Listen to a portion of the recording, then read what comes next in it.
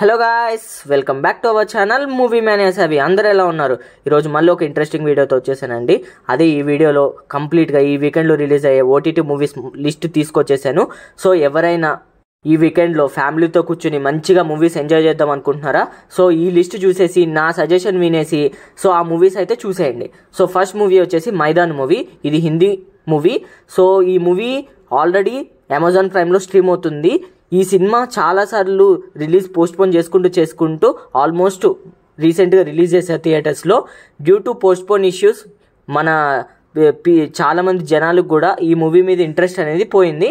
So release అయినా కూడా cinema మంచి పాజిటివ్ టాక్ వచ్చినా కూడా ఫ్లాప్ అయింది.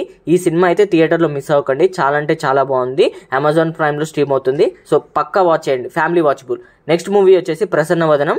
ఇది సుహాస్ గారి మూవీ. సో ఈ సినిమా వచ్చేసి ఆహాలో స్ట్రీమ్ అవుతుంది. సో ఇది ఫేస్ బ్లైండ్ అనే కాన్సెప్ట్తో సినిమా రూపొందించారు. సో సినిమా అయితే చాలా బాగుంది. సో ఒక ఫ్యామిలీతో వన్ టైం వాచబుల్.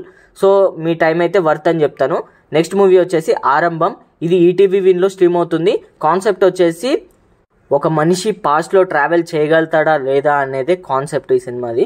సో ఆ కాన్సెప్ట్ పట్టుకుని ఒక మనిషి జైలుకి వెళ్ళి ఆ జైలు నుంచి ఎస్కేప్ అవుతాడు అనమాట.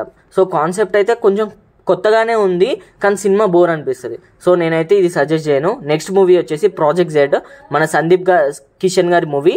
సో ఈ సినిమా May 24 నుంచి ప్రైమ్లో స్ట్రీమ్ అవుతుంది.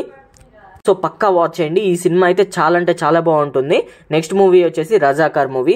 ఇది Zee5లో May 31 నుంచి స్ట్రీమ్ అవుతుంది. సో ఈ సినిమా కూడా చాలా అంటే చాలా బాగుంటుంది. నెక్స్ట్ మూవీ వచ్చేసి బాక్. ఇది ఒక కామెడీ హారర్ మూవీ. సో ఈ సినిమా May 31 or June 1 నుంచి Zee5లో స్ట్రీమ్ చేస్తారంట. సో ఈ మూవీ కూడా చాలా అంటే చాలా ఫన్గా ఎంటర్టైన్మెంట్గా ఉంటుంది. సో పక్కా ఫ్యామిలీ వాచబుల్.